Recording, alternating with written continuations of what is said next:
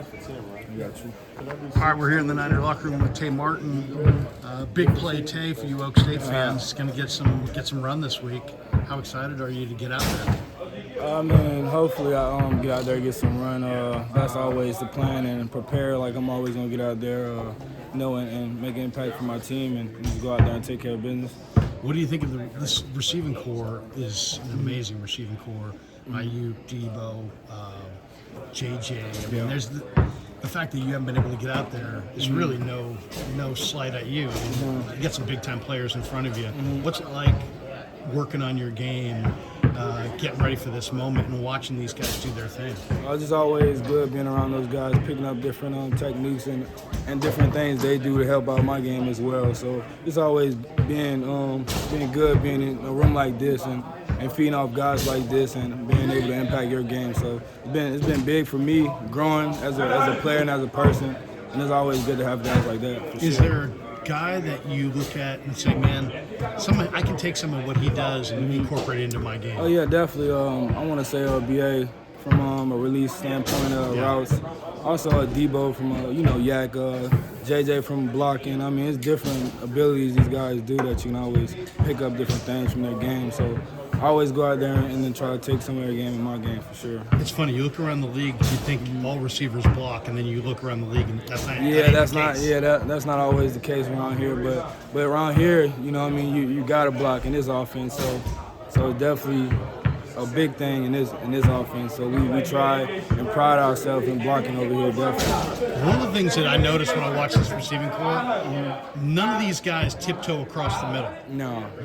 Ayuk, Debo, JJ, they run across the middle of the field like they freaking own it. Yeah, for sure. Is that a mindset? I mean, because some guys are mentality. looking around. Mm-hmm. It's a mentality you got to have, especially going in a game like this where it's a physical game. So if you're going around there tiptoeing, you're most likely not going to make the play. So this is just for those guys to have that mindset to go in there and just want to always make that play. It makes them special. It makes us special, for sure.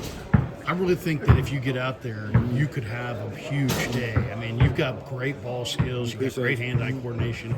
Do you do any visualization of hey man, when I get out there, I'm going to make it happen? Because I just feel like you're one game away from having that 100-yard day and putting yourself on the map with pro personnel directors around the league. Do you feel that? Yeah, as a player, you always visualize yourself making those plays. So, yeah, deep down, I always have that visualization of me going out there and making those 100-yard games and stuff. But like I said, guys' timing and guys' willing, they'll happen. You know what I mean? Just being around the guys like this and being around a room like this is going to propel me to that spot sooner or later, Would you talking to your agent about opportunities, would you rather be in a place where the team wasn't as good, you're not learning as much, but you're getting more field time? Or would you rather be in this spot where you're learning great practice habits, watching great players, winning games? You know what I'm saying? Yeah. You could be playing, if you were playing on a different team, you could be playing more than you're playing here. No, do you think about that? No, I do think about that a lot, but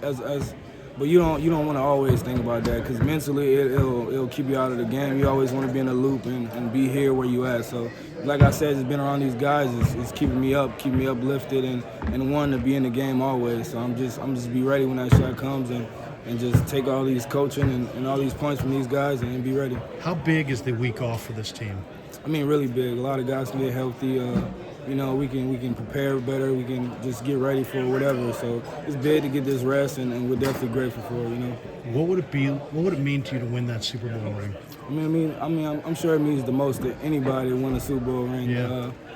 Mean everything. So just to get a ring like that, get an accomplishment like that, it'd be everything. You know what I mean? Sure. What part of the country did you grow up in? Oh, so I grew up in Houma, Louisiana. Louisiana. Yeah, okay, that's right. We yeah. talked about this before. Mm-hmm. You were a big star in high school, Louisiana. Mm-hmm. Saints fan growing up? Yeah, definitely Saints fan. Do you miss Louisiana? What do you miss the most about Louisiana? The food, the culture. Where in Louisiana did you grow up? I grew up in Houma, so we're 40 minutes south of New Orleans. Okay. So on the way to Baton Rouge, sort of? A little bit. We're 2 hours from Baton Rouge, so a little ways, but you miss the food, huh? Definitely miss the food there and the culture. What's the meal that you miss the most? What do you? Because I went there when the Niners played in the Super Bowl. Yeah. I went to Koshan, which is a fancy restaurant. Nice. And I had some fried alligator, Okay. and it was good, For man. sure, for it was sure. really good. It was like chicken nuggets, but but Tastes like better. chicken. Yeah, tastes alligator like tastes like chicken, but a chicken. little chewier, but really good. Yeah, it's really good. Alligator definitely good. There's crawfish. Crawfish, yeah, that's kind of my favorite, my go-to as far as season. So Okay, so that's what crawfish. I'm looking forward to getting some crawfish when I go out there. Now spicy. You like Yeah, it spicy? definitely gotta be And spicy. what, over some rice, or what do you? No, you get like some sausage, potatoes. You boil that with the crawfish as well. Get that on the little side. andouille sausage, You know or what I something mean? like that. Different platters. What is it about? Why is the food so good down there? I mean the seasoning, Yeah. different seasoning. It's an amazing place. Huh? Yeah. It's got its own culture. What do you like about the Bay? You've been here for a while now. What do you have you got a chance to explore the Bay Area at all? I mean, not really. I've always been locked in pretty much in football, but I mean, I love the culture here. They got some good food as well. Like they got a lot of different restaurants I go to. I try to get out and eat and expand my culture as far as the food flavor. So they got some pretty good restaurants here as well. So try to get out and eat. Who's the veteran in this room? Maybe not receiver, but just a veteran that has helped bring you along, or not necessarily in football, maybe helping you find a place to live or giving you some advice or anything. Is there a veteran player in this room that you've leaned on, or that's helped you kind of adapt to being a pro? I mean, a bunch of these guys telling me different things from Willie to Debo. Willie as Snead. far as definitely Willie from as far as just being a pro and what you need in order to make it in this league and have in many years if you won this league. So just different things you try to pick up from different players. It always helps, you know. Were you a fan of Willie as a Saints fan? As Yeah, a kid? yeah, definitely. So definitely. know what it's like now. You're being a fan now. You're his teammate. It's big. Just getting his take on the game and different things he went through, and he can go through it with me. And as far as that, it's just big, man. Having that around and it just goes a long ways as far as your career and how far it helps you. You know? Two guys I got to ask you about before we get out of here. Brock Purdy, probably going to go to the Pro Bowl. You've caught a lot of passes from him in camp and all throughout the year. What stands out to you about him as a receiver on the other end of his passes?